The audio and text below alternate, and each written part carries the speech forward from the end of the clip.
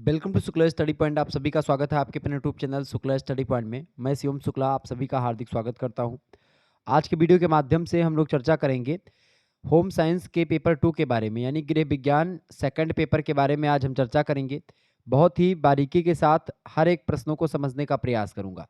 ये लिखित model paper होगा, यानी अति लघु उत्तरीय और दीर्घ उत्तरीय प्रश्नों को मैं समझूंगा।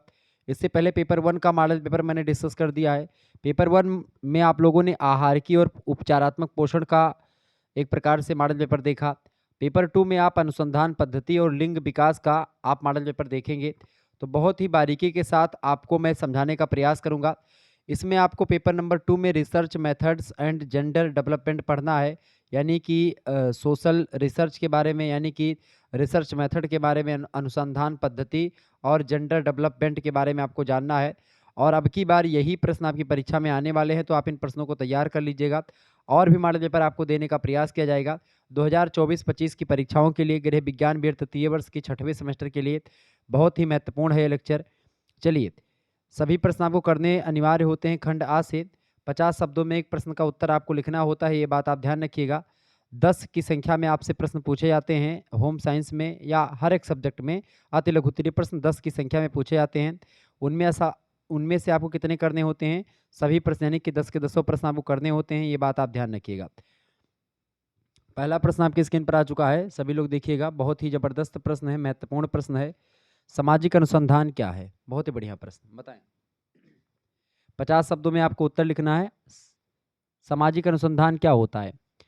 तो बेसिकली सामाजिक अनुसंधान जो होता है, ये किसी समस्या या किसी सामाजिक समस्या को सुलझाने, या किसी प्राक कल्पना की परीक्षा करने, या कोई नई घटनाओं को खोजने के लिए, या कुछ घटनाओं के बीच कुछ नए संबंधों के को ढूंढने के लिए, या एक प्रकार से कुछ नई चीज करने के लिए एक प्रकार से अनुसंधान का एक प्रकार से प्रयोग किया जाता है।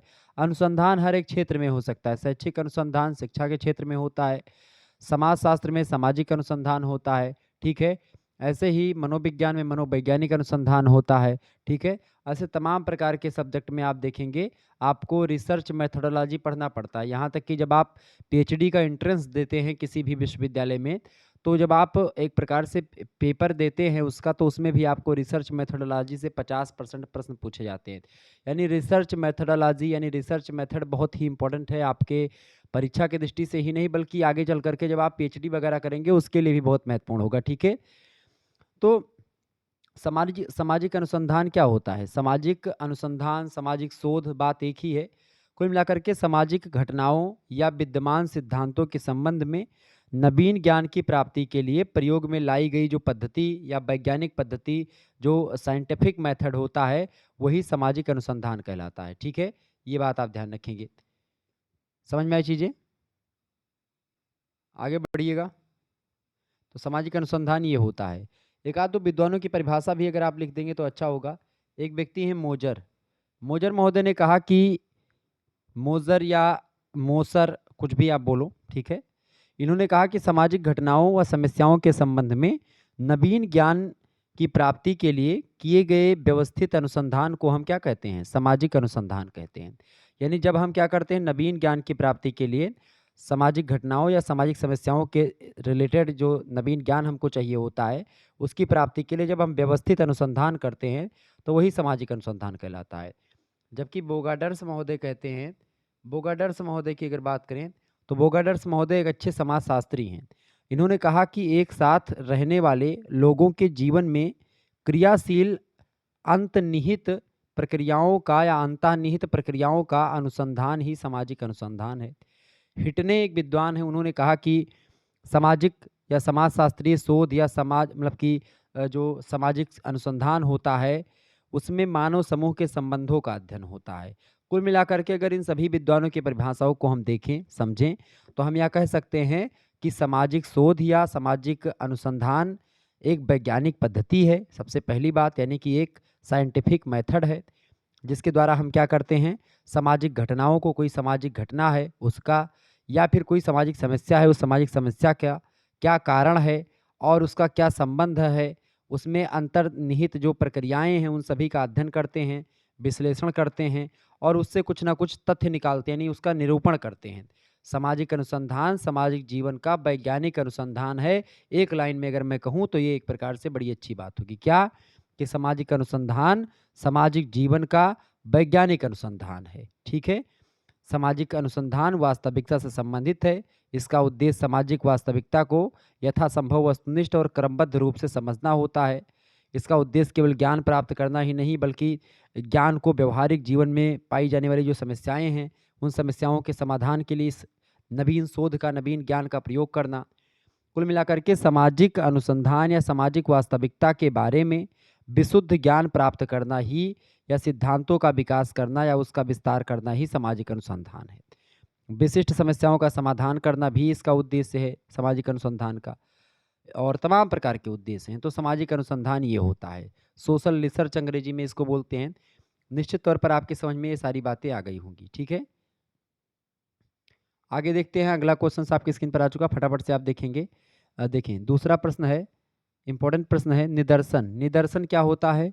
निदर्शन एक ज़बरदस्त परिभाषा आप दे सकते हैं निदर्शन की, क्योंकि निदर्शन एक एक प्रकार से बहुत ही सरल प्रक्रिया है। आप लोग अगर जानते होंगे कभी आपके दैनिक जीवन में बहुत सारी घटनाएं, निदर्शन को अंग्रेजी में बोलते हैं सैंपल। सैंपल, अब आप लोग समझ गए होंगे कि सैंपल क्या होता है। जैसे कि आपके खून, मतलब आपको मलेरिया हो जाए, अब मलेरिया हो गई आपके पूरे शरीर में, तो क्या आपके पूरे शरीर के खून को नापा जाएगा कि आपके पूरे शरीर में मलेरिया है? नहीं। क्या करेंगे? सिरंजी लेंगे, आपके नस में सिरंजी जो है डाल करके और थोड़ा सा 2-3-4 बूंद खून निकाल लेंगे। वही 2-4 बूंद खून जो है जा करके उसका क्या कर देंगे? मशीन में लगाएंगे, जांच कर लेंगे, तो पता चल जाएगा कि मलेरिया है कि टाइफाइड है कि काव है। ठीक है, यानी कि जब आपका पूरा शरीर, आपके शरीर में मुश्किल से 5-6 से मतलब 5 या 6 लीटर खून होगा। अब 5 से 6 लीटर खून की जानकारी मात्र और 4-5 ग्राम या 10 ग्राम खून के माध्यम से हो जाती है। यानी 10 ग्राम खून जो है वो ये बताने में सक्षम है कि 5 से 6 लीटर खून में क्या बीमारी है या क्या कमी है। ठीक है, तो यही होता है प्रतिचय, यही होता है आपका निदर्शन, यही होता है आपका क्या? सैंपल। ठीक है, यानी निदर्शक जो होता है या निदर्शन जो होता है एक प्रकार से क्या होता है? एक मतलब बड़े का एक प्रकार से दैव निदर्शन भी इसको कहते हैं, साविस्तार निदर्शन, वर्गीकृत निदर्शन, बहुस्तरीय निदर्शन, क्षेत्रीय निदर्शन, सुविधाजनक निदर्शन, कई प्रकार के निदर्शन होते हैं।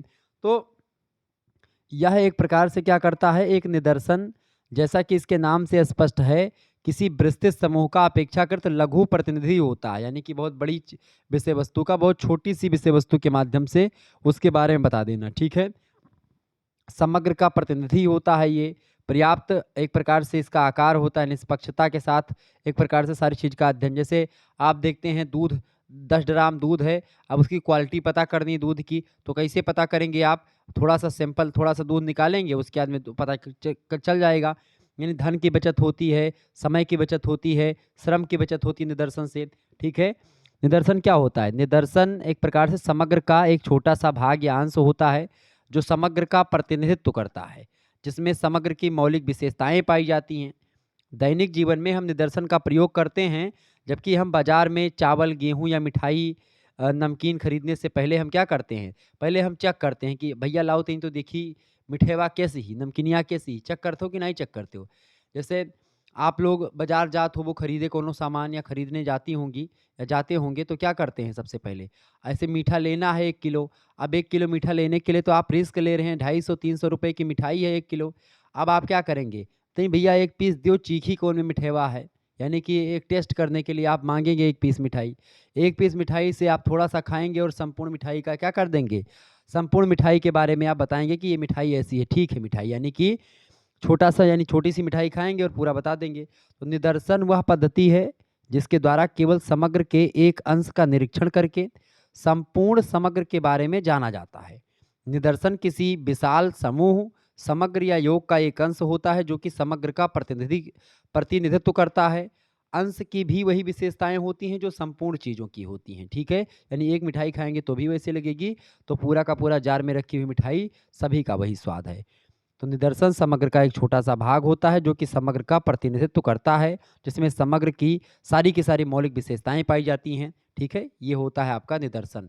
निदर्शन की परिभाषा को देते हुए एचपी फेयरचाइल्ड कहते हैं कि निदर्शन वह प्रक्रिया या फिर वह पद्धति है जिसके द्वारा एक विशिष्ट समग्र में से निश्चित संख्या में व्यक्तियों विषयों अथवा निरीक्षणों को निकाला जाता है। यंग कहते हैं कि एक सांख्यिकीय निदर्शन संपूर्ण का प्रतिनिधित्व भाग होता है और यह समूह जनसंख्या समग्र अथवा पूर्ति स्रोत के नाम से जाना जाता है। कुल मिलाकर के निदर्शन जो होता है, इसकी अगर बात की जाए तो ये एक प्रकार से संपूर्ण का, बहुत बड़ी विषय वस्तु का, बहुत ही कम समय में, बहुत ही कम खर्च में, बहुत ही एक प्रकार से जो है थोड़ी सी चीज़ को लेकर के उस संपूर्ण का एक प्रकार से बता दिया था। जैसे कि अगर मैं आपको बताऊं कि आपने देखा, जैसे मैंने दूध वाला उदाहरण दिया, मैंने मिठाई का उदाहरण दिया, तो आपको समझ में आ गया निदर्शन क्या होता है। ठीक है, आगे बढ़िए। तो अब क्लियर हो गया निदर्शन। अगला प्रश्न है आपकी स्क्रीन पर, छठा नंबर, मतलब तीसरा नंबर प्रश्न है, साक्षात्कार। साक्षात्कार क्या होता है? साक्षात्कार को अंग्रेजी में बोलते हैं क्या? इंटरव्यू। क्या बोलते हैं भैया साक्षात्कार को? साक्षात्कार को अंग्रेजी में बोलते हैं क्या? इंटरव्यू बोलते हैं। ठीक है, साक्षात्कार क्या होता है? आंकड़ा संग्रहण की एक तकनीक होती है, डाटा कलेक्शन की एक तकनीक होती है साक्षात्कार। मान लेते हैं आपको कोई शोध करना है। आप शोध करने के लिए या तो आप जाएंगे किसी मुद्दे, मतलब किसी व्यक्ति के बारे में आपको शोध करना है, तो आप उस व्यक्ति के बारे में इंटरव्यू लेंगे, पूछेंगे, उसके केस स्टडी करेंगे। या फिर मान लेते हैं किसी वस्तु के बारे में जानना है, तो उस वस्तु से रिलेटेड व्यक्ति के पास जाएंगे, उनसे कुछ पूछेंगे, इंटरव्यू लेंगे उससे। ठीक है, ऐसे कई प्रकार के अनुसूची, ठीक है, अवलोकन और तमाम प्रकार के स्रोत होते हैं जिनके माध्यम से आप जो है क्या करते हैं, जो है इकट्ठा करते हैं जानकारी। तो साक्षात्कार की अगर बात करें तो साक्षात्कार जो है साधारण रूपों में इसका अर्थ होता है अधिकारी से मिलना या किसी नौकरी के लिए अथवा किसी प्रशिक्षण देने वाली संख्या में प्रवेश के लिए प्रत्याशियों की योग्यता और ज्ञान की जानकारी प्राप्त करना। परंतु अगर सामाजिक शोधों में अगर देखें या सोशल रिसर्च में अगर बात की जाए तो साक्षात्कार का अलग अर्थ होता है। साक्षात्कार सामाजिक शोध एवं सर्वेक्षण के अंतर्गत तथ्य को, यानी कि डाटा कलेक्शन का या तथ्य संकलन की एक मुख्य विधि होती है, प्रविधि होती है, एक मेथड होता है डाटा कलेक्शन का। डाटा माने कि जो जानकारी होती है, उस जानकारी को इकट्ठा करने का एक माध्यम होता है, एक तरीका होता है। ठीक है, एक मेथड होता है साक्षात्कार, जो कि जानकारी इकट्ठा करता है। ठीक है, साक्षात्कार शब्द जो है अंग्रेजी भाषा के इंटरव्यू से बना हुआ है। इंटरव्यू दो शब्दों से मिलकर के बना हुआ है। पहला शब्द है इंटर, इंटर माने होता है प्रवेश करना या भीतर। व्यू माने होता है देखना, यानी कि साक्षात्कार का अर्थ क्या होता है? अंतर्दर्शन या आंतरिक रूप से देखना। इस प्रकार से अगर आप इसके अर्थ को जाएंगे, शाब्दिक अर्थ को समझेंगे, तो आंतरिक रूप से देखने की प्रक्रिया ही साक्षात्कार कहलाती है। अगर इसको और अच्छे तरीके से आप समझना चाहें तो गुडे और हार्ट की परिभाषा आपको देखनी पड़ेगी। गुडे और हार्ट कहते हैं कि समकालीन अनुसंधान में साक्षात्कार का अधिक महत्व हो गया है, क्योंकि वह गुणात्मक साक्षात्कार का फिर से मूल्यांकन है। इस बारे में भी उन्होंने लिखा कि एक अर्थ में साक्षात्कार वह आधारशिला है जिस पर कि अन्य सभी तत्व टिके हुए हैं, क्योंकि वह मतलब सामग्री संकलन का पक्ष होता है, सामग्री को इकट्ठा करने का एक मेथड होता है साक्षात्कार। ठीक है, तो साक्षात्कार एक प्रकार से क्या होता है, एक व्यवस्थित विधि मानी जाती है जिसके द्वारा एक व्यक्ति अपेक्षाकृत अजनबी के आंतरिक जीवन से न्यून अधिक कल्पनात्मक रूप में प्रवेश करता है।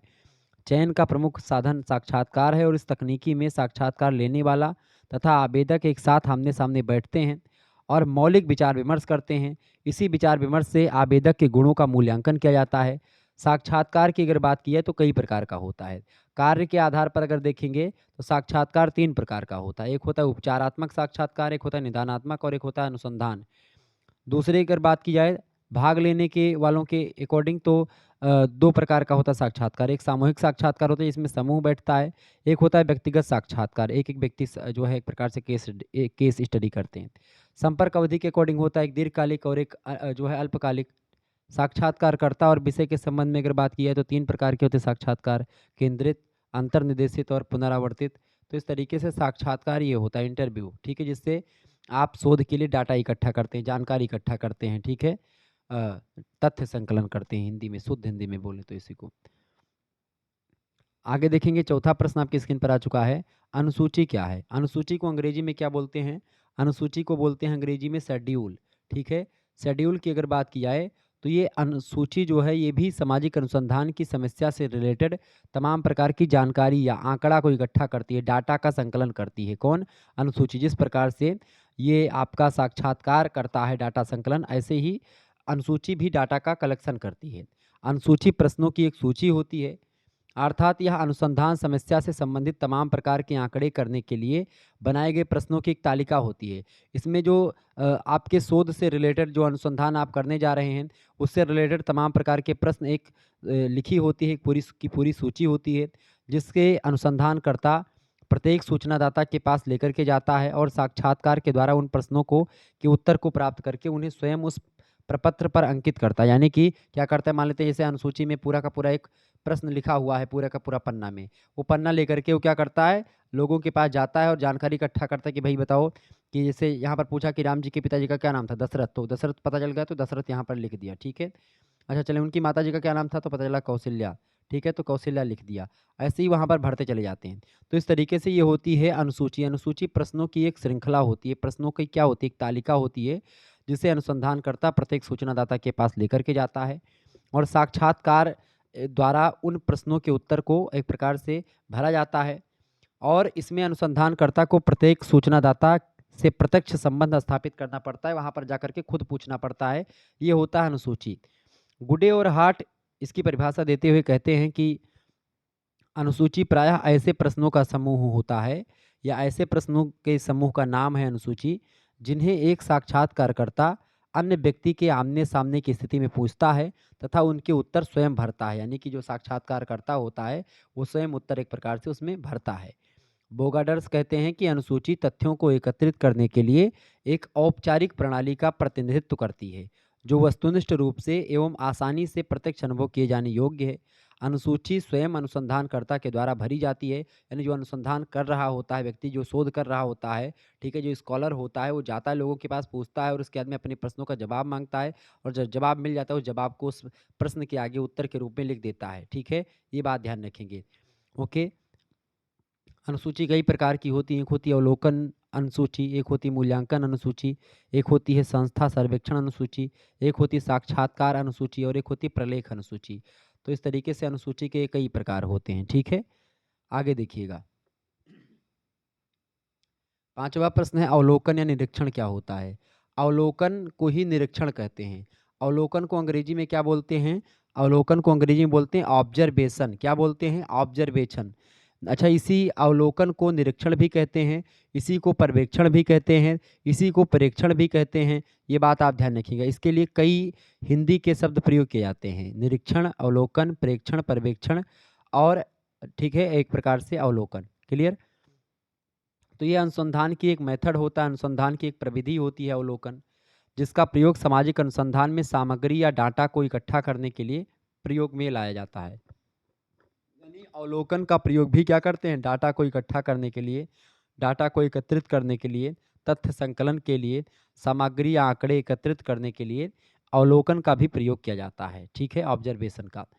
मोजर और कैल्टन महोदय इसकी परिभाषा देते हुए कहते हैं कि विशिष्ट अर्थ में निरीक्षण में कानों तथा वाणी की अपेक्षा आँखों का प्रयोग होता है। यानी कि अवलोकन एक प्रकार से कहीं पर कोई घटना घटित हुई है, उस घटना के बारे में आपको जानकारी इकट्ठा करनी है, तो आप उस घटना के स्थल पर जाएँ और उस घटना स्थल को आँखों से देखें, यानी ऑब्जर्वेशन करें, निरीक्षण करें। अवलोकन, अवलोकन माने होता है आँखों से देख करके जब आप किसी चीज़ को लिखते हैं, यानी डाटा का संकलन आप एकदम से तथ्यात्मक रूप से तभी कर पाएँगे जब आप आँखों से देखेंगे। आप किसी के द्वारा सुनी गई बातों पर और किसी के एक प्रकार से बताए गए बातों पर आप विश्वास करके अवलोकन नहीं कर सकते। अवलोकन आप जाकर के घटनास्थल पर पहुँचेंगे, देखेंगे और पूरी जानकारी ग्रहण करें। जैसे मान लेते हैं भगवान राम पर अगर आपको शोध करना है तो आपको अयोध्या भी जाना पड़ेगा और लंका भी जाना पड़ेगा। ये बात आप ध्यान, जहाँ-जहाँ गए थे राम जी वहाँ-वहाँ आपको जाना पड़ेगा।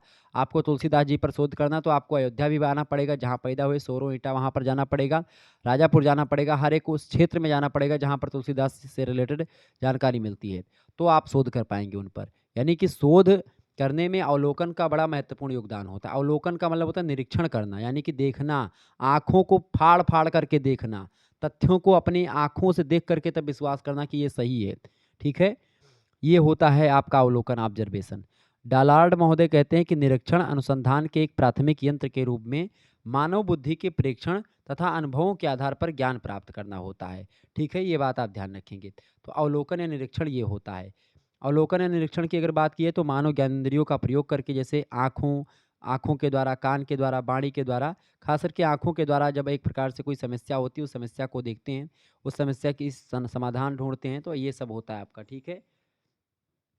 सूक्ष्म निरीक्षण होता है इसमें, वैज्ञानिक प्रविधि का प्रयोग करके। निरीक्षण एक वैज्ञानिक प्रविधि है, क्योंकि इसके पास स्वयं निरीक्षण करके घटनाओं का ज्यों का त्यों तटस्थ रूप से इसमें लिखा जाता है, यानी इसमें कोई बदलाव या कोई हेर-फेर की आवश्यकता नहीं होती, जैसा है वैसे ही लिखा जाता है। तो ये हो गया आपका अवलोकन या निरीक्षण। नेक्स्ट क्वेश्चन आप देखेंगे, छठा नंबर प्रश्न है, रिपोर्ट तैयार करने में आने वाली कोई 2 समस्याएँ बताएँ। रिपोर्ट तैयार करने में 2 समस्याएँ कौन-कौन सी आती हैं? बढ़िया प्रश्न है। देखिए, रिपोर्ट तैयार करना को ही एक प्रकार से प्रतिवेदन लेखन बोलते हैं। अंग्रेजी में उसी को रिपोर्ट बोलते हैं, ठीक है? तो रिपोर्ट तैयार करना की अगर बात की जाए, यानी प्रिपेयरिंग ऑफ द रिपोर्ट, उसमें कौन-सी समस्याएँ पड़ती हैं? तो बेसिकली रिपोर्ट को तैयार करना अनुसंधान का अंतिम चरण होता है, क्योंकि अंतिम चरण में ही आप प्रतिवेदन लिखते हैं। जब आपका शोध कार्य संपन्न हो जाता है, उसके बाद में फिर आप उस शोध पर रिपोर्ट लिखते हैं, प्रतिवेदन लिखते हैं। तो इसका उद्देश्य होता है रुचि वाले लोगों के अध्ययन के समस्त परिणामों को पर्याप्त विस्तार से बताना और उन्हें इस तरह व्यवस्थित करना जिससे प्रत्येक पाठक को तथ्यों को समझने में और स्वयं के लिए निष्कर्ष की प्रामाणिकता का निश्चय करने के योग्य बनाए। मतलब कि इसको लिखते समय बहुत ही ध्यान देने की ज़रूरत होती है। गुडे और हार्ट कहते हैं कि अनुसंधान रिपोर्ट तैयार करना बहुत ही कठिन काम होता है। शोधकर्ता को रिपोर्ट या प्रतिवेदन तैयार करते समय जो है अनेक समस्याओं का सामना करना पड़ता है, जिनमें से 2 समस्याएँ पूछी गई हैं। तो पहली समस्या आप लिख सकते हो, पारिवारिक शब्दों का चयन, ठीक है? The challenge of technique works, यानी आपको यहाँ पर सबसे चीज़ होता है पारिवारिक शब्दों का चयन करना, ठीक है? सॉरी, पारिभाषिक शब्दों का चयन करना। तो समाजशास्त्री रिपोर्टों को तैयार करने में मतलब कि सबसे पहली बात तो ये होती है, सबसे प्रमुख चुनौती ये होती है कि एक प्रकार से समाजशास्त्र तुलनात्मक रूप से नया विज्ञान होने के कारण से क्या इसमें अवधारणाओं का अभाव है, कॉन्सेप्ट की कमी है और पारिभाषिक शब्दों की सहायता से समस्त परिस्थिति को कुछ ही शब्दों में व्यक्त किया जा सकता है। तो इन शब्दों के अभाव में अनुसंधानकर्ता को अनेक कठिनाइयों का सामना करना पड़ता है। तो पारिभाषिक शब्दों की कमी में अभाव में अनुसंधानकर्ता को अनावश्यक विवरण प्रस्तुत करना पड़ता है। ऐसे विवरण यानी ऐसे शब्दों का प्रयोग करना पड़ता है जो शब्द एक प्रकार से, अब पारिभाषिक शब्द अगर हो जाएँ तो 2-3 लाइन लिखने से एक प्रकार से व्यक्ति बच जाएगा। लेकिन जब वो पारिभाषिक शब्द उससे रिलेटेड है ही नहीं, ये ठीक है, यानी कि 4 लाइन का शब्द के लिए एक शब्द लिख दिया। जैसे प्रतिवेदन भी अपने आप में पारिभाषिक शब्द है, अनुसंधान भी अपने आप में एक पारिभाषिक शब्द है। तो ऐसे छोटे-छोटे शब्द अगर मिल जाएँ, तो आप एक प्रकार से 4 लाइन लिखने से बच जाएँगे, ठीक है? तो पारिभाषिक शब्दों का अभाव है, किसका? पारिभाषिक शब्दों का इसमें अभाव है। किसमें अभाव है भैया पारिभाषिक शब्दों का? पारिभाषिक शब्दों का अभाव है किसमें? पारिभाषिक शब्दों का अभाव किसमें होता है? इसमें, यानी पहली समस्या, रिपोर्ट तैयार करने में समाजशास्त्र में पारिभाषिक शब्दों का अभाव होता है। इस कारण से पहली समस्या तो यही पड़ती है, ज़्यादा शब्द लिखने पड़ते हैं, अनावश्यक विवरण देना पड़ता है। दूसरी बात, और इससे समय भी ज़्यादा लगता है, परिश्रम भी ज़्यादा लगता है, ठीक है? दूसरा समस्या ये होती है कि भाषा की चुनौती होती है, चैलेंज ऑफ लैंग्वेज। अनुसंधानकर्ता के समक्ष भाव की चुनौती इस रूप में आती है कि यदि अनुसंधानकर्ता सरल भाषा का प्रयोग करता है तो रिपोर्ट का स्तर गिर जाता है। यदि कठिन भाषा का या पारिभाषिक शब्दावलियों का प्रयोग ज़्यादा करता है तो रिपोर्ट सामान्य व्यक्ति की समझ से बाहर हो जाती है। इन दोनों स्थितियों में रिपोर्ट तैयार करने वाले व्यक्ति के समक्ष समस्याएं होती हैं, क्योंकि अगर सरल भाषा में लिख दे, सहज भाषा में लिख दे, तो लोग सोचे अरे हल्की भाषा क्या लिखा है यार, ये तो ठीक है व्हाट्सएप की भाषा लिख दिया। कठिन भाषा का प्रयोग कर दे तो लगेगा कि भाई ये तो साहित्यिक भाषा का प्रयोग कर दिया, ठीक है। तो रिपोर्ट सामान्य व्यक्ति की समझ से बाहर हो जाएगा अगर कठिन भाषा में हो जाए।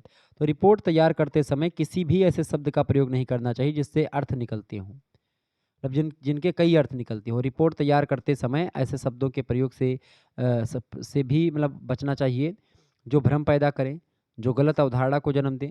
भाषा ऐसी रखनी चाहिए जिससे अनुसंधान करने वाले संस्थान के अधिकारी, सूचनादाता, सामाजिक कार्यकर्ता और नीति निर्धारक जो हैं वो समझ सकें।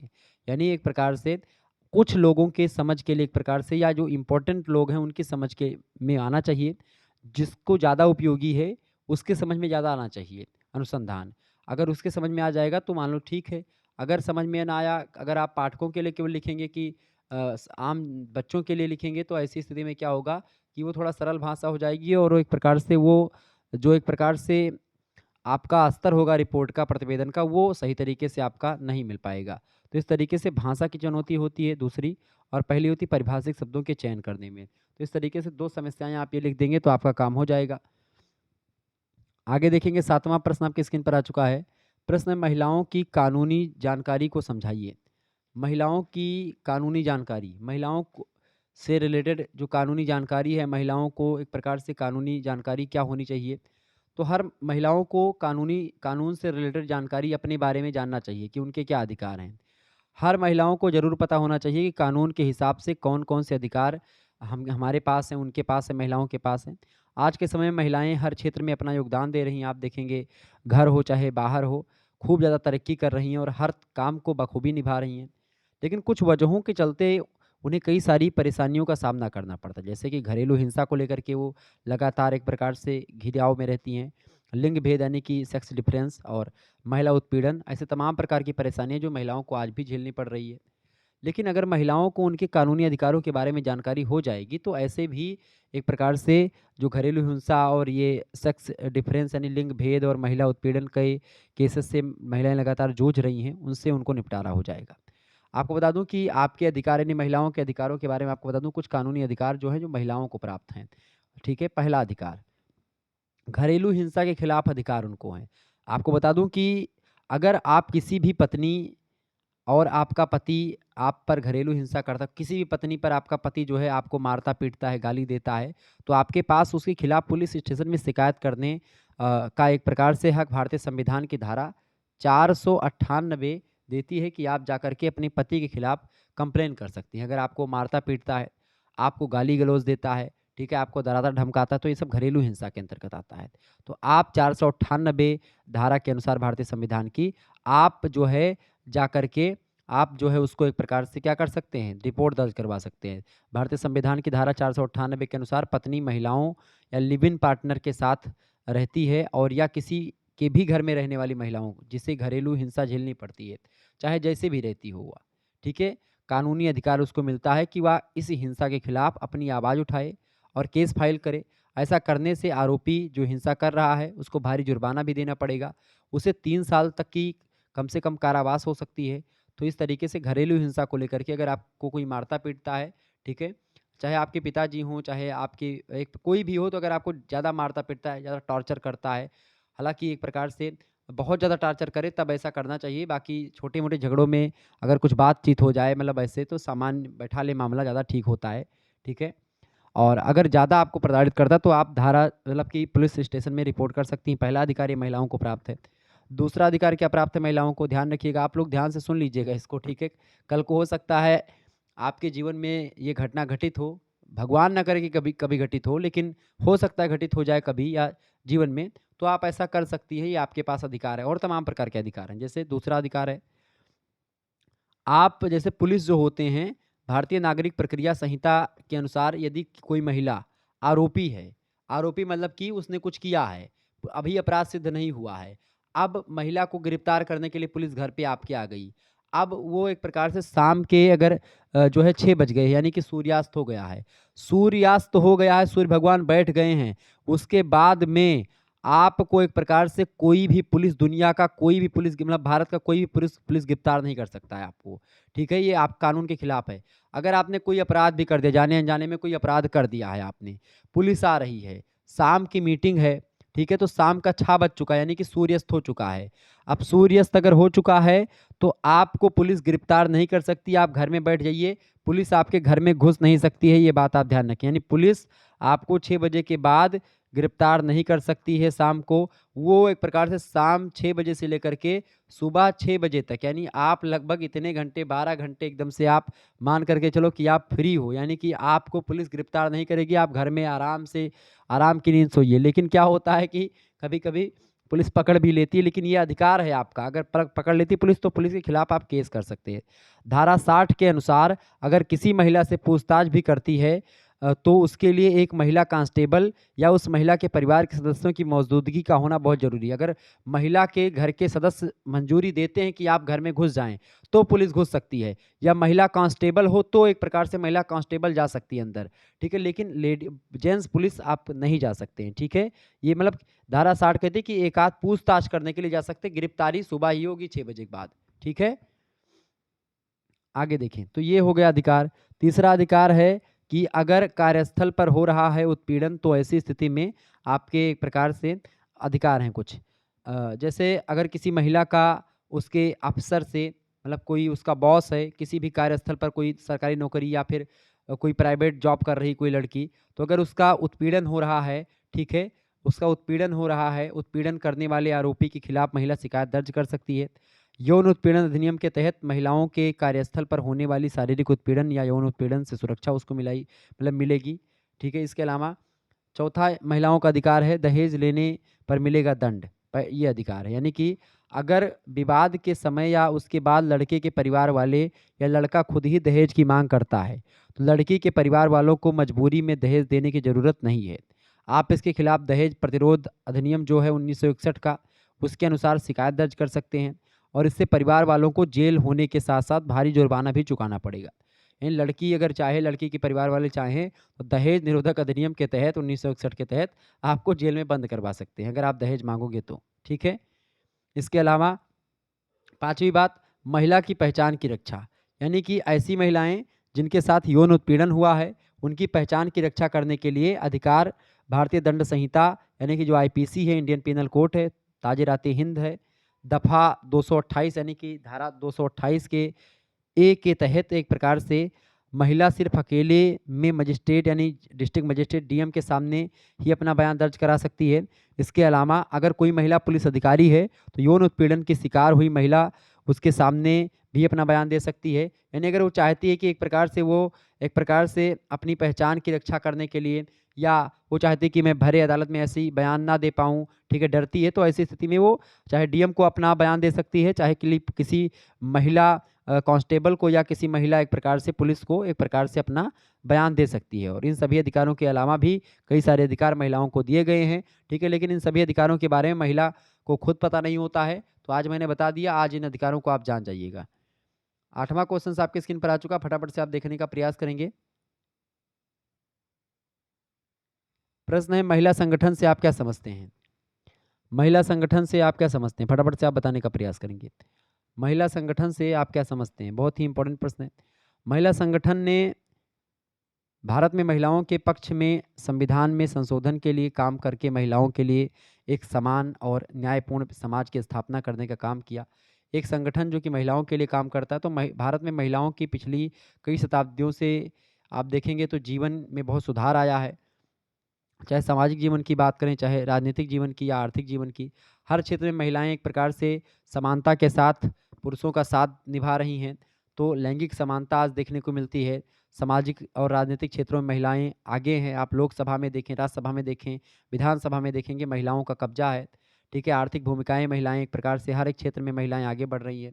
सामाजिक मुद्दों में भी महिलाएं आप देखेंगे एक प्रकार से आगे बढ़ रही हैं। तो महिलाओं को एक प्रकार से महिला संगठन से एक प्रकार से बहुत लाभ मिला है। आप देखेंगे संयुक्त राष्ट्र संगठन है जो ऐसे कार्यक्रमों, नीतियों और मानक उन चीज़ों को प्रदान करता है जो महिलाओं के मानवाधिकारों को बनाए रखते हैं और सुनिश्चित करते हैं कि प्रत्येक महिला और लड़की अपनी पूरी क्षमता तक जीवित रहे। सामाजिक मुद्दे और भारत में महिलाओं के लिए कानूनी और संवैधानिक संशोधन करके महिलाओं के लिए समान और न्यायपूर्ण आजीविका स्थापित करने के इरादे से एक राष्ट्रीय महिला आयोग एनसीडब्ल्यू की स्थापना की गई है। महिलाओं की सुरक्षा के लिए संगठन कार्य कर रहा है। आधी आबादी की ताकत अब देखने को मिलेगा, क्योंकि अब महिलाएं अभी तक काम नहीं करती थी भारतीय, अब भारत की महिलाएं भी बढ़ चढ़ कर काम ले रही हैं। आप देखेंगे हर एक क्षेत्र में महिलाएं एक प्रकार से आगे हैं और महिलाएं लगातार काम कर रही हैं। भारतीय ग्रामीण संहिता संघ बना, BGMS national association of rural women India की स्थापना 1955 में हुई। यह संगठन किसी राजनीतिक संस्था या पंथ से जुड़ा हुआ नहीं है। इसकी 4 राज्यों और 14 राज्यों और केंद्र शासित प्रदेशों में इसकी उपस्थिति है आज। तो कुल मिलाकर के जब हम महिलाओं को सशक्त बनाने की बात करते हैं तो हम एक प्रकार से संगठन का सहारा जरूर लेते हैं। तो महिला संगठनों ने बहुत भूमिका निभाई और महिलाओं ने राष्ट्रीय महिला आयोग की स्थापना राष्ट्रीय महिला आयोग अधिनियम 1990 के अंतर्गत जनवरी 1992 में संवैधानिक निकाय के रूप में महिलाओं के लिए संवैधानिक और कानूनी संरक्षण की समीक्षा, सुधारात्मक वैज्ञानिक उपायों की अनुशंसा, शिकायतों के सुधार की सुविधा प्रदान करना, महिलाओं को प्रभावित करने वाले सभी नीतिगत तथ्यों पर आधारित है। तो कुल मिलाकर के बहुत ज़्यादा फायदा हुआ है महिलाओं को इसके मतलब महिला संगठन से। 9वां प्रश्न है, महिला स्वरोजगार योजना क्या है? महिला स्वरोजगार योजना क्या है बताएंगे सभी लोग? बढ़िया प्रश्न है। महिला स्वरोजगार योजना की अगर बात की जाए तो महिला स्वरोजगार योजना में महिलाओं को स्वयं का व्यवसाय शुरू करने के लिए इस योजना में राज्य सरकार जो होती है उन्हें 5,000 रुपये की राशि प्रदान करती है। सबसे पहले इस योजना के शुरू होते ही राज्य सरकार इनकी राशि 2,500 रुपये रखती थी। इस योजना अब इस योजना को एक प्रकार से बढ़ा करके 5,000 कर दिया गया है। अभी तक ये राशि 5,000 है। महिलाओं को रोजगार, वेतन या लाभ के लिए कोई भी काम है जिसमें महिलाएं लगी हुई हैं। महिलाओं को रोजगार के लिए मुद्रा लोन स्कीम के तहत 10 लाख तक का मुद्रा लोन 27 सरकारी बैंक, 17 प्राइवेट बैंक और 31 क्षेत्रीय ग्रामीण बैंक जो हैं, 4 सहकारी बैंक और 36 माइक्रो फाइनेंस संस्थान जो हैं, और इसके अलावा 25 गैर बैंकिंग वित्तीय कंपनी जो हैं उनसे मिलता है। यानी कि 10 लाख तक लोन जो है महिलाओं को मिल जाता है मुद्रा लोन स्कीम के तहत। महिला रोजगार के लिए कारण महिला रोजगार के कारण इसीलिए हैं कि लैंगिक समानता में सामाजिक आर्थिक स्थिति में सकारात्मक प्रभाव छोड़ने की क्षमता, जैसे कि गरीबी में कमी, स्वास्थ्य और शिक्षा पर होने वाले व्यय में वृद्धि, पारिवारिक बचत में वृद्धि, निवेश में वृद्धि और उपभोग में वृद्धि इत्यादि। महिलाएं अपने आत्मसम्मान के लिए काम करना जरूरी समझती हैं। जो महिलाएं आर्थिक रूप से आत्मनिर्भर होती हैं उन्हें घर परिवार में सम्मान भी मिलता है। यह सच है कि परिवार में अधिक सम्मान मिलता है और एक गृहिणी का कार्य अधिक कठिन होता है, लेकिन फिर हमारे समाज में उनके काम को अहमियत नहीं दी जाती है। जैसे खाना बनाना कोई काम नहीं माना जाता है। उसको एक प्रकार से भाई शादी हो गई तो खाना तो बनाना ही है, ये एक ट्रेंड चल चुका है। ठीक है? तो इस ट्रेंड को एक प्रकार से ये महिला स्वरोजगार योजना एक प्रकार से खत्म करने की ओर अग्रसर थी, और आजकल आप देख रहे हैं कि महिलाएं भी काम कर रही हैं, नौकरी कर रही हैं, हर एक चीज़ कर रही हैं। ठीक है? तो महिला स्वरोजगार योजना एक प्रकार से महिलाओं को रोजगार योजना में मदद करने के लिए बनाई गई थी। ठीक है? और ये काफ़ी हद तक एक प्रकार से सफल योजना मानी जा सकती है। अगला प्रश्न, स्त्री शक्ति पैकेट योजना क्या है? स्त्री शक्ति पैकेट योजना क्या है? ये बताएं भाई। स्त्री शक्ति पैकेट योजना, स्त्री शक्ति पैकेट योजना की अगर बात की जाए तो ये इस योजना के तहत ये जो लाभार्थी होती है महिला, उनको बिजनेस की शुरुआत के लिए 25 लाख रुपए तक का लोन आसानी से दिया जाता था, दिया जाता है। यह लोन अलग अलग श्रेणियों में लघु होने पर मार्जिन 5% से कम का एक प्रकार से दिया जाता है। योजना के तहत यदि कोई महिला लगभग जो है 2 लाख रुपए या इससे अधिक लोन के लिए आवेदन करती है तो उसका ब्याज 0.5 तक कम कर दिया जाता है। जैसा आप सभी जानते हैं कि केंद्र सरकार और राज्य सरकार देश की महिलाओं की स्थिति को ऊपर उठाना चाहती है। महिलाओं को आत्मनिर्भर बनाना और इन्हें कारोबार के क्षेत्र में आगे लाना एक प्रकार से ये उद्देश्य रहा है सरकारों का। ऐसा करने के लिए केंद्र सरकार के द्वारा बीते कुछ वर्षों में या कुछ समय में बहुत सारी सरकारी योजनाओं की शुरुआत करी गई है। इसमें से एक सरकारी योजना है स्त्री शक्ति पैकेज स्कीम। ठीक है? स्त्री शक्ति पैकेज स्कीम या स्त्री शक्ति पैकेज योजना जो है ये ही है। स्त्री शक्ति योजना का लाभ लेकर के महिला खुद कारोबार जमा करें कर सकेंगी, और इस योजना के तहत महिलाओं को आर्थिक सहायता प्रदान किया जाएगा सरकार के द्वारा। जो महिला खुद का कारोबार शुरू करना चाहती हैं या खुद के काम पर खड़ी होना चाहती हैं, खुद के पैरों पर खड़ा होना चाहती हैं, उनके लिए सरकार के द्वारा स्त्री शक्ति पैकेज स्कीम का लाभ उनको मिलेगा। स्त्री शक्ति पैकेज स्कीम के तहत सरकार उन महिलाओं को बैंक से 25 लाख रुपए तक का लोन दिला सकती है, लेकिन स्त्री स्कीम पैकेज से जुड़े कुछ शर्तें हैं जिन्हें इन महिलाओं को पूरा करना होगा। ठीक है? तो उन एक प्रकार से स्त्री शक्ति योजना का लाभ लेकर के देश की महिलाएं खुद का रोजगार और कारोबार कर सकेंगी। स्त्री पैकेज स्कीम जो है आत्मनिर्भर भारत के मिशन को पूरा करने में मील का पत्थर का काम करेगी। इस योजना का लाभ लेकर के देश की महिला कारोबार क्षेत्र में अपना नाम कमा सकेंगी और बराबरी हर क्षेत्र में कर सकेंगी महिलाएं। तो इस उद्देश्य से स्त्री शक्ति पैकेज स्कीम एक प्रकार से चालू की गई, ये बात आप ध्यान रखेंगे। और इसके अलावा लोन पर केवल 5% या उससे भी कम ब्याज वसूला जाएगा, ये भी एक प्रकार से सरकार ने बताया था। तो इस तरीके से ये स्त्री शक्ति पैकेज योजना है जिसके बारे में मैंने आपको बताया। आगे देखेंगे लघु उत्तरीय प्रश्न है। लघु उत्तरीय प्रश्नों की अगर बात की तो केवल 4 या 5 प्रश्न आपको करने होते हैं खंडवा से। 150 शब्द या 200 शब्दों में आपको इन प्रश्नों के उत्तर को लिखना है, ये बात आप ध्यान रखेंगे। पहला प्रश्न आपकी स्क्रीन पर आ चुका है, फटाफट से देखेंगे। महिला उद्यमिता की सामान्य विशेषताएं बताएं। लघु उत्तरीय प्रश्न है। महिला उद्यमिता की सामान्य विशेषताएं बताइएगा सभी लोग। महिला उद्यमिता की सामान्य विशेषताएं। भारत में महिला उद्यमियों के विकास की अगर बात की जाए तो भारत की महिला उद्यमी ने देश के साथ ही साथ अपनी काबिलियत का सिक्का पूरे विश्व में जमाया हुआ है। इनकी ओर से शुरू की गई कंपनीज आज पूरे विश्व में दिखती हैं। भारत की महिलाओं में आत्मनिर्भर शब्द की सही परिभाषा को गाते हुए यह मुकाम हासिल किया है महिलाओं ने।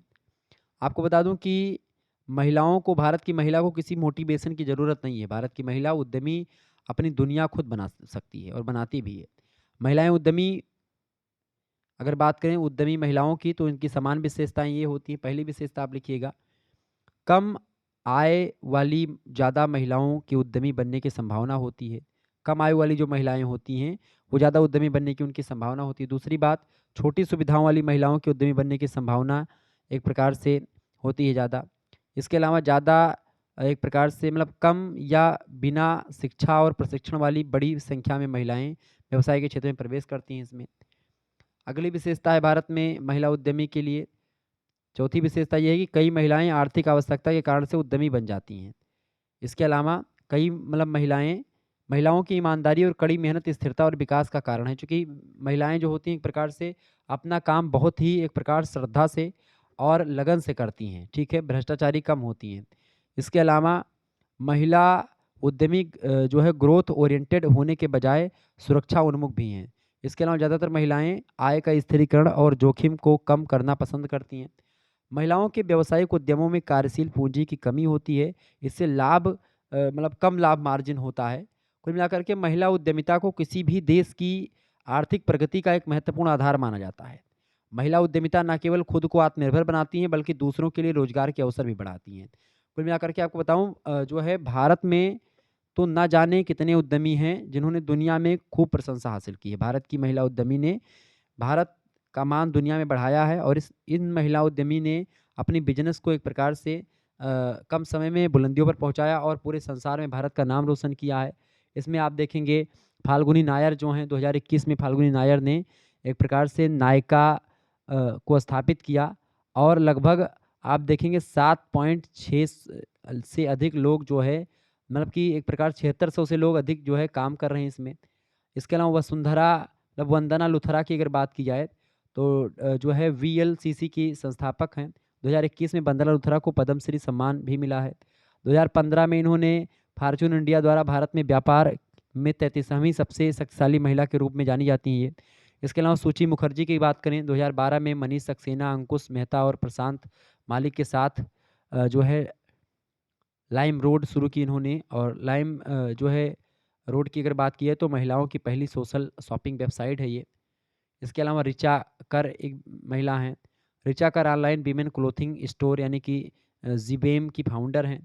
2011 में ऋचा ने जीबेम की शुरुआत अपनी सारी सेविंग और आईएनआर लगभग 35 लाख रुपए माता पिता और दोस्तों के साथ उधार लिया उन्होंने और खर्च किया उसके बाद में करी। और आज आप देखेंगे बहुत 200 से ज़्यादा लोग इनके साथ काम करते हैं जीबेम में। इसके अलावा बाणी कोला, ये भी एक महिला हैं जो कि विश्व स्तर पर नाम कर रही हैं अपना। बाणी कोला ने जनवरी 2011 में, आपको बता दूं कि इन्होंने जो है कैलरी कैपिटल की स्थापना करी। कैलरी के इंडिया में टेक्नोलॉजी से रिलेटेड कंपनियों में निवेश करने वाली एक बचत कंपनी है। इसके अलावा प्रासू पटानी की अगर बात की तो हेलो इंग्लिश, प्रासू पटानी ने अक्टूबर 2014 में लोगों को इंग्लिश भाषा सिखाने के लिए एक ऐप बनाया इन्होंने, प्रासू पटानी ने, जिसका नाम था हेलो इंग्लिश। भारत में 8 महीनों में ही इस एंड्रॉयड ऐप पर लगभग 3 मिलियन लगभग 50 लाख से ऊपर लोग जो है जुड़ चुके हैं। 30 मिलियन मतलब 3 मिलियन मतलब 30 लाख से ऊपर, अब तो लगभग 50 लाख से ऊपर हो चुके होंगे। तो इस तरीके से इन महिलाओं ने बहुत काम किया और विश्व स्तर पर अपना नाम रोशन किया है। तो ये महिला उद्यमिता की समान विशेषताओं के साथ साथ कुछ महिला उद्यमियों के बारे में मैंने आपको बता दिया। अगला प्रश्न है महिलाओं के लिए रोजगार को दर्शाइए। बताएं, महिलाओं के लिए रोजगार को दर्शाइए। महिलाओं के लिए रोजगार की अगर बात की जाए तो कई रोजगार हैं महिलाओं के लिए। जैसे कि महिलाओं के लिए, महिलाएं जो है बिजनेस में क्या कर सकती हैं, सिलाई कर सकती हैं। पहला काम सिलाई और बुनाई आजकल तो आप देखेंगे लोकप्रिय घरेलू उद्योग माना जाता है, जिससे ज़्यादातर महिलाएँ पसंद करती हैं सिलाई कढ़ाई करना। सिलाई करने के लिए आपको बस एक सिलाई मशीन की ज़रूरत होती है और आप अलग-अलग डिज़ाइन आप सीख सकती हैं। यूट्यूब पर आप तमाम प्रकार के डिज़ाइन पड़े होते हैं, अलग-अलग लोग बताते हैं, तो आप पैसा कमा सकती हैं घर बैठे कपड़े-वपड़ा सिल करके, पहला उद्यम। दूसरा रोज़गार आप क्या कर सकती हो? ब्यूटी पार्लर आप खोल सकती हो। क्या कर सकती हो? Beauty parlour. ब्यूटी पार्लर की अगर बात की है तो ये आप देखेंगे आजकल तो शादी-ब्याह में इतना मेकअप होता है कि आप वैसे तमाम पैसा 35-35 36-36 रुपए में एक प्रकार से मेकअप करवाती हैं दुल्हन लोग, ठीक है? अब दुल्हन ही नहीं करवाती मेकअप, दुल्हन की जो बहनें होती हैं सारी की सारी करवाएँगी। बड़ी-छोटी बहन उनकी अम्मा, ठीक है? भाभी-वाभी सब सब करवाएँगी मेकअप। तो आप सोचो कि बहुत फ़ायदा है कि नहीं ब्यूटी पार्लर खोलने में। तो ब्यूटी पार्लर आप खोल के खूब अंधाधुंध पैसा कमा सकती हैं। शादी समारोह में, पार्टी में, जन्मदिन में, कोई ख़ास मौका है, ठीक है? मेकअप खुद करके खूबसूरत दिखना चाहती हैं हर महिला। अब ऐसी स्थिति में अगर आप इसका फ़ायदा उठा पाएँ तो आप बढ़िया पैसा कमा सकती हो, ठीक है? तो ब्यूटी पार्लर से महिलाएँ एक प्रकार से कमा सकती हैं, थोड़ा-सा सीख लो बस। इसके अलावा और क्या कर सकती हो आप?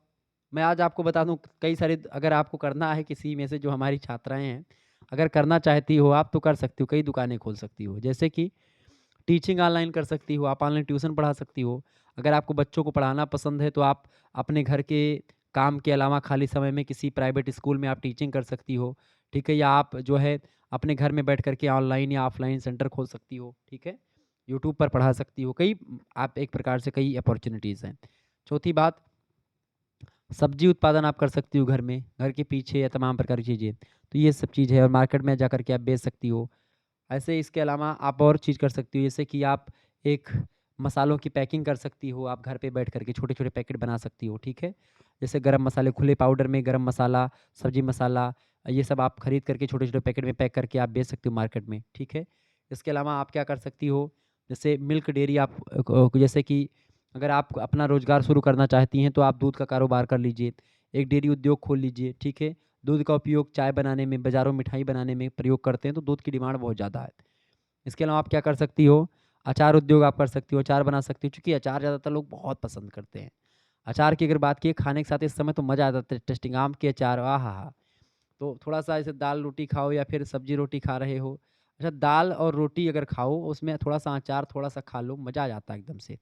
तो अचार का आप उद्योग अचार बढ़िया-बढ़िया किस्म के अचार बना कर के आप मार्केट में बेच सकती हो, ठीक है? इसके अलावा मोमबत्ती और अगरबत्ती के उद्योग आप कर सकती हो, ठीक है? मोमबत्ती और अगरबत्ती का उद्योग बहुत सस्ता होता है। मोमबत्ती और अगरबत्ती बनाने का उद्योग आप सिर्फ़ ₹5000 अगर आपके पास है तो उद्योग कर सकती हो। इसके अलावा आप अगर शहरों में हैं तो आप टिफ़िन सर्विस आप दे सकती हो बच्चों को, ठीक है? इसके अलावा बेकरी और मतलब ये सब आप खोल सकती हो दुकान घर में। इसके अलावा कॉस्मेटिक की दुकान खोल सकती हो, ज्वेलरी की दुकान आप खोल सकती हो आर्टिफ़िशियल। आजकल तो आप देखिए शादी समारोह में कोई सोने-चांदी थोड़ी ना पहनती हैं जो स्त्रियाँ पहनती हैं, लड़कियाँ जो होती हैं आर्टिफ़िशियल सब पहनती हैं। वो सोने-चांदी का नहीं होता है, जैसे मान लेते हैं हरा कलर का लहंगा है, तो कान में हरा-हरा पहन लेंगी वो। अब वो मान लेते हैं कि गुलाबी पहना है तो गुलाबी पहनेंगी। ऐसे-ऐसे जिस कलर का एक प्रकार से वो अपना कपड़ा पहनेंगी उसी कलर का वो एक प्रकार से पूरा हार-वार पहनेंगी, ठीक है? तो ऐसे में क्या होता है, ये सब आर्टिफ़िशियल बन गए हैं। अब आर्टिफ़िशियल आप किराए पर भी दे सकती हो, आप एक प्रकार से उसको बेच सकती हो। तो ज्वेलरी की दुकान भी आसान से। इसके अलावा आप ब्लॉग लिख सकती हो, मुर्गी पालन कर सकती हो, तो ऐसे तमाम प्रकार के काम जो हैं महिलाओं के लिए आजकल हो सकते हैं, तो आप रोज़गार मैंने आपको बता दिया है, अब आप में से जिसको करना है कर सकती हो, ठीक है? मुझे मत कहना कि सर जी जो है, ये आप मुझे क्यों प्रेरित कर रहे हो ऐसे काम करने के लिए? हालाँकि अगर आपको रिक्वायरमेंट है तो आप कर सकते हो, कोई कोई काम छोटा और बड़ा नहीं होता है, हर काम एक प्रकार से आप कर सकती हो, ठीक है? अगर पैसे की ज़रूरत है तो। आगे देखेंगे अगला प्रश्न है, महिला सशक्तिकरण की समाज में क्या भूमिका है? बताएँ। महिला सशक्तिकरण की क्या भूमिका है? सॉरी थोड़ी-सी तबीयत हमारी खराब रहती है। महिला सशक्तिकरण, महिला सशक्तिकरण की अगर बात की समाज में क्या भूमिका है इसकी? महिला सशक्तिकरण की अगर बात करें, तो महिला सशक्तिकरण पर भाषण मुख्य रूप से महिलाओं को स्वतंत्र बनाने की प्रथा को संदर्भित करता है। मतलब कि महिलाओं को एक प्रकार से उनके अधिकारों को देने से संबंधित है। महिलाओं का विकास हो, महिलाएँ एक प्रकार से पारिवारिक और सामाजिक जीवन में एक प्रकार से बराबर का हक जमा पाएँ, महिलाएँ समाज में बराबर खड़ी हो सकें, ठीक है? प्रतिबंध उन पर जो लगे हैं, वो प्रतिबंध खत्म हों, ये सब महिला सशक्तिकरण के एक प्रकार से भूमिका है समाज में। महिला सशक्तिकरण से संबंधित कई सारी योजनाएँ सरकार के द्वारा चलाई गईं। पहली योजना है बेटी बचाओ बेटी पढ़ाओ योजना, दूसरी योजना है उज्ज्वला योजना, तीसरी योजना है स्वाधार गृह प्रधानमंत्री मातृ वंदना योजना, इसके अलावा प्रधानमंत्री महिला शक्ति केंद्र योजना और वन स्टाम्प सेंटर। तो ये तमाम प्रकार के एक प्रकार से महिला सशक्तिकरण से संबंधित योजनाएं सरकार के द्वारा चलाई गई। महिला सशक्तिकरण का राष्ट्रीय उद्देश्य महिलाओं की और उनके आत्मविश्वास का संचार करना होता है। महिला सशक्तिकरण देश के विकास के लिए बहुत ही महत्वपूर्ण है। महिलाओं को सशक्तिकरण का सबसे एक प्रकार से महत्वपूर्ण चीज़ है, क्योंकि महिला के लिए बहुत ज़रूरी है महिला सशक्तिकरण, क्योंकि महिला सशक्तिकरण जो होती है महिलाओं को काम करने के लिए, उद्यम करने के लिए मोटिवेट करती है, प्रोत्साहित करती है। और देश के लिए बड़ा अच्छा होता है जब महिला सशक्तिकरण के द्वारा महिलाओं को बराबर सम्मान मिलता है, महिलाओं को वो हक मिलता है जो उनको चाहिए। ठीक है, आगे देखिएगा, अगला क्वेश्चन आपकी स्क्रीन पर आ चुका। तो ये महिला सशक्तिकरण की भूमिका है समाज में, बहुत ज़्यादा भूमिका है। उनको सम्मान मिल सका है, महिलाओं को उनको बराबर का दर्जा मिल सका है। महिलाओं पर जो प्रतिबंध लगे थे शुरू से, वो प्रतिबंध हटे हैं।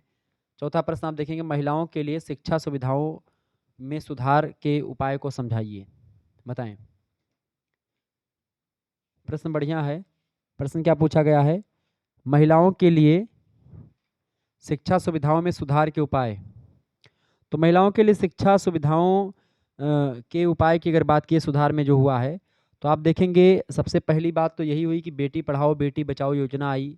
नई शिक्षा नई घोषित योजना है बेटी पढ़ाओ बेटी बचाओ। 500 करोड़ रुपए उपलब्ध कराए गए हैं।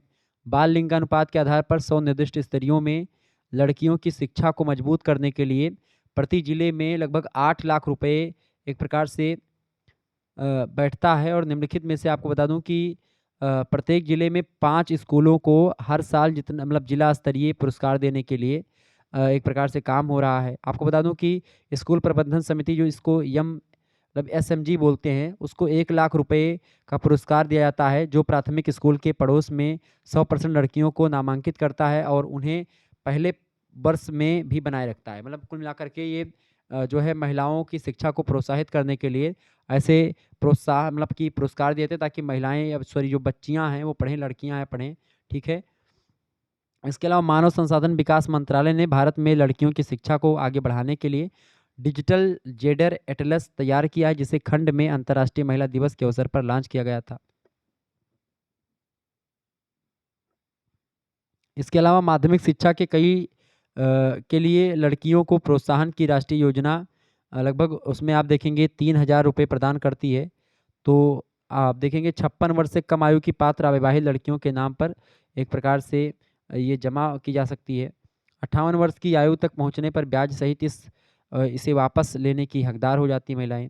कुल मिलाकर के आप देखेंगे 10वीं कक्षा के उत्तीर्ण करने के बाद आप देखेंगे तमाम प्रकार की चीज़ें ऐसी हैं जो कि उनको मिलती हैं बच्चियों को।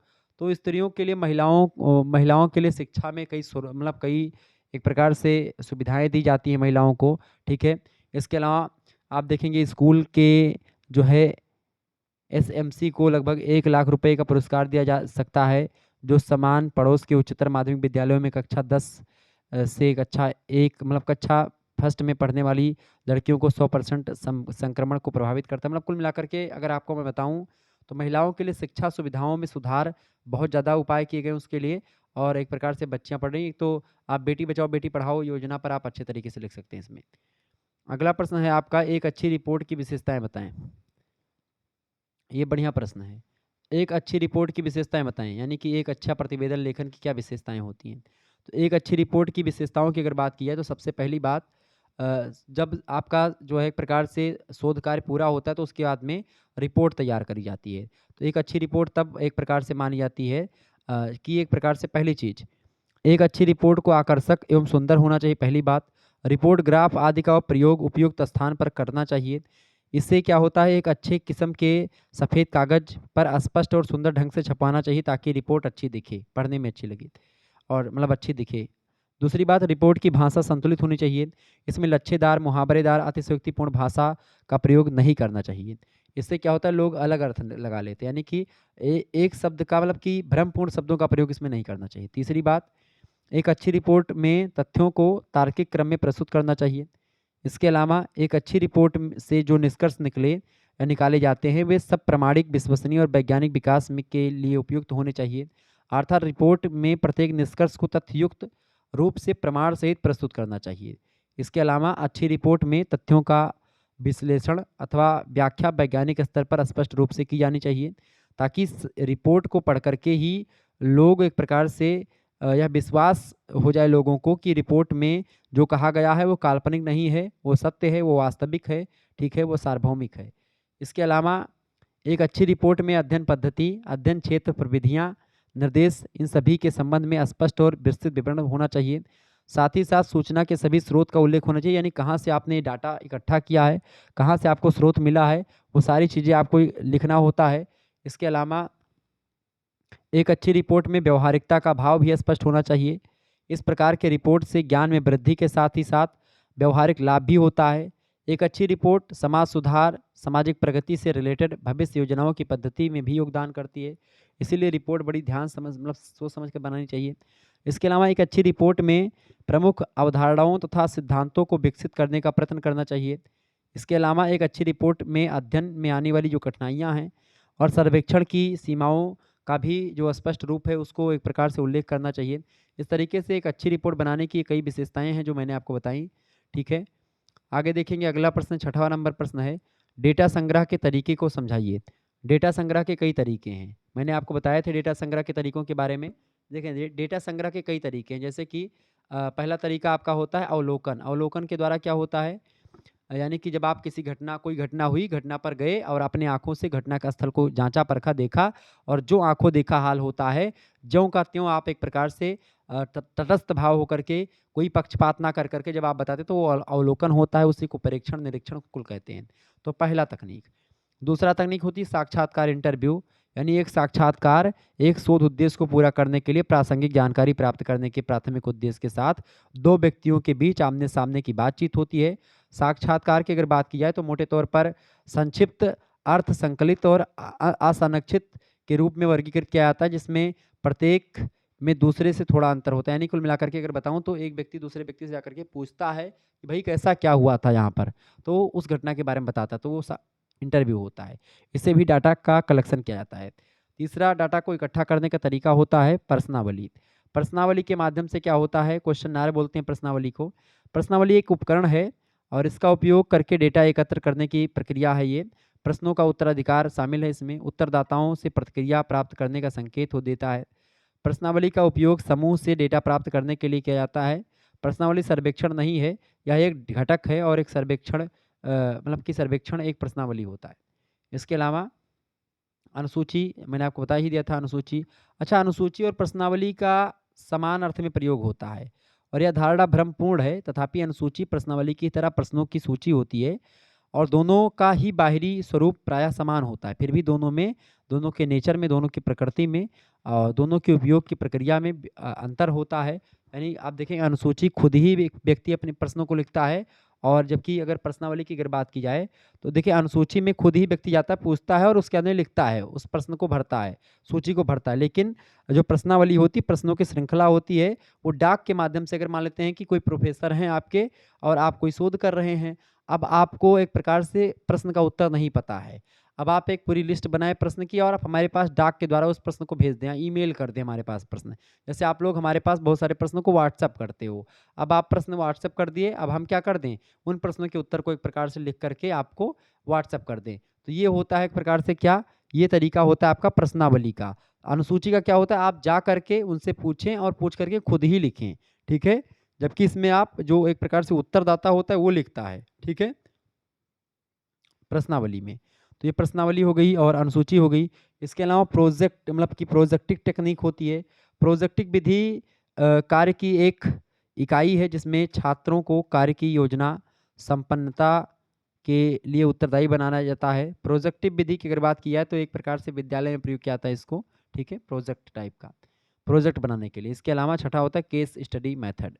यानी केस स्टडी का मतलब होता है क्या, जब आप किसी एक व्यक्ति, किसी एक परिवार, एक संस्था, एक अस्पताल, एक सांस्कृतिक समूह या एक समुदाय के बारे में अध्ययन करते हैं, उसके बारे में जानते हैं, उसी को केस स्टडी कहते हैं। ठीक, गुणात्मक विश्लेषण का रूप होता है केस स्टडी। जिसमें किसी व्यक्ति, परिस्थिति या संस्था का बहुत सावधानी और पूर्णता के साथ अवलोकन किया जाता है, वो इसी को बोलते हैं केस स्टडी। ठीक है, ध्यान रखिएगा। तो इस तरीके से ये कई तरीके होते हैं जिससे डेटा संग्रह किया जाता है। 7वां क्वेश्चन है, साक्षात्कार पद्धति के महत्व को समझाइए। साक्षात्कार पद्धति के महत्व की अगर बात की जाए तो साक्षात्कार की अगर बात की तो इसके कई महत्व हैं। सबसे पहला महत्व होता है सभी स्तर के लोगों को सूचना का संकलन एक प्रकार से इससे हो जाता है। यानी सबसे बड़ा लाभ यही है कि इससे सभी स्तर के लोगों को सूचना प्राप्त की जा सकती है। इससे यदि छात्राओं का मतलब कि छात्रों का अध्ययन करना है तो छात्रों में साक्षात्कार किया जा सकता है और छात्रों के बारे में आप जानकारी इकट्ठा कर पाएंगे, पहला महत्व। दूसरा महत्व अमूर्त और आदर्श घटनाओं का अध्ययन आप कर सकते हैं। साक्षात्कार पद्धति के द्वारा अमूर्त और आदर्श घटनाओं का अध्ययन भी संभव है। ठीक है, आप किसी के बारे में पूछ सकते, जान सकते, सारी चीज़ें। इसके अलावा मनोवैज्ञानिक अध्ययन, प्रत्येक व्यक्ति के अपने विचार, धारणा और उद्देश्य होते हैं। साक्षात्कार विधि से इन सबका पता आसानी से एक प्रकार से चल सकता है। ठीक है, ध्यान रखिएगा। इसके अलावा पिछली घटनाओं का अध्ययन, साक्षात्कार विधि से आप आसानी से पिछली घटनाएं जो घटित हो चुकी हैं उसके बारे में जान सकते हैं। दोबारा आप उस घटना को तो देख नहीं पाएंगे, ना दोबारा वो घटना घटित होगी, तो आप पूछेंगे जिसने उस घटना को देखा वो बता देगा।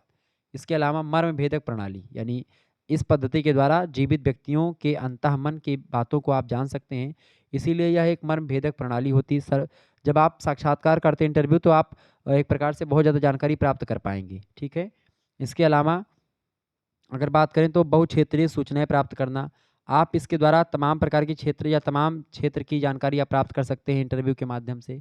इसके अलावा पारस्परिक प्रेरणादायक अध्ययन है ये।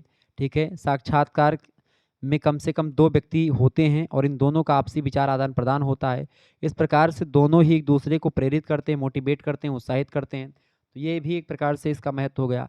अगला महत्व ऐतिहासिक भावना मतलब ऐतिहासिक भावात्मक प्रणाली का ज्ञान, यानी इस प्रणाली के द्वारा सामाजिक घटनाओं का अध्ययन उनके ऐतिहासिक संदर्भ में किया जाता है। कुल मिलाकर के साक्षात्कार प्रणाली जो होती है इसका बहुत ही महत्व है अनुसंधान के क्षेत्र में और दैनिक जीवन में भी। अगला प्रश्न, एक श्रेष्ठ निदर्शन की विशेषताएं बताएं।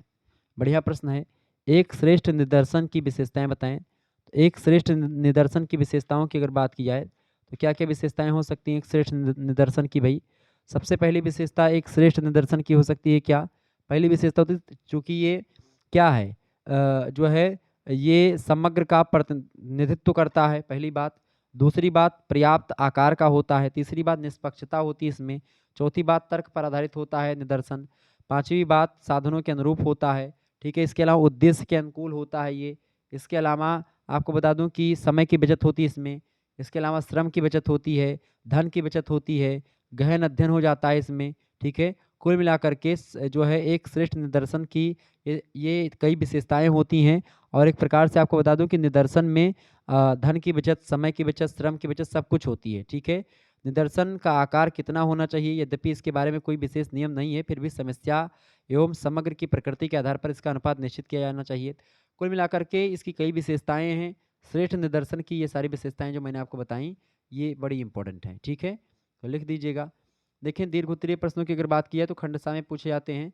450 शब्द या 500 शब्दों में आपको एक प्रश्न का उत्तर लिखना होता है। किसी किसी विश्वविद्यालय में 400 शब्द में ही लिखने को लिए बोला जाता है।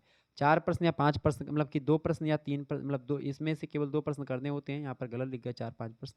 2 प्रश्न आपको करने केवल इन 4 प्रश्नों में से 4 क्वेश्चन दिए जाते हैं, उनमें से केवल 2 करने होते हैं। पहला प्रश्न है अनुसंधान पद्धति किसे कहते हैं? अनुसंधान किसे कहते हैं? उद्देश्य एवं अनुसंधान के मार्ग में आने वाली समस्याओं को समझाइए। बहुत ही महत्वपूर्ण प्रश्न है, परीक्षा में आ सकता है, तो इस प्रश्न को आप पढ़ लीजिएगा। अगला प्रश्न है आंकड़ा संग्रहण क्या होता है, यानी डेटा कलेक्शन जिसको बोलते हैं, क्या होता है, इसके विभिन्न तरीकों को समझाइए। मैंने कई तरीका आपको बताया नहीं था कि प्रश्न प्रश्न मतलब प्रश्नावली, अनुसूची, ठीक है, साक्षात्कार, अवलोकन, ठीक है, यानी निरीक्षण, अवलोकन, ठीक है, पर्यवेक्षण, वही सब चीज़ें। तो ये सब आंकड़ा संग्रहण की तकनीकें हैं। अगला प्रश्न, स्त्री शिक्षा का समाज पर पड़ने वाले जो प्रभाव है उसको समझाएं। बहुत ही महत्वपूर्ण प्रश्न परीक्षा में आ सकता है। अगला प्रश्न है राष्ट्रीय महिला आयोग की स्थापना का मुख्य उद्देश्य क्या है, विस्तार समझाइए। तो ये सब प्रश्न परीक्षा की दृष्टि से इंपॉर्टेंट है, आप इन प्रश्नों को तैयार कर लीजिएगा। ये आप स्क्रीनशॉट ले लीजिए इन चारों प्रश्नों का, इंपॉर्टेंट है परीक्षा की दृष्टि से। इसके अलावा ले लीजिए स्क्रीनशॉट भाई सभी लोग, फटाफट से ले लीजिए। चलिए, तो क्लियर हो गया चीज़।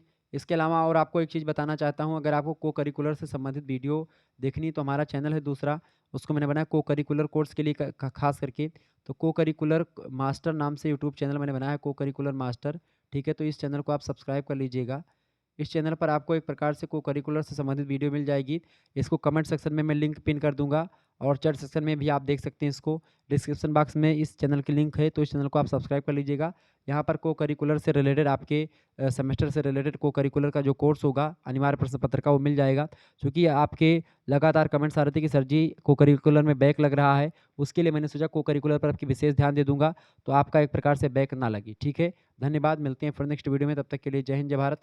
आप सभी का बहुत-बहुत धन्यवाद हमारे से जुड़ने के लिए। इसी प्रकार से हर एक सब्जेक्ट का आपको यहाँ पर मॉडल पेपर मिलता रहता है, जो कि आपकी परीक्षा की दृष्टि से बहुत ही ज़्यादा महत्वपूर्ण होता है। तो गृह विज्ञान के पेपर 2 का मॉडल पेपर आप लोगों ने देखा, कैसा लगा? कमेंट करके ज़रूर बताएँ। बहुत-बहुत धन्यवाद, मिलते हैं नेक्स्ट वीडियो में।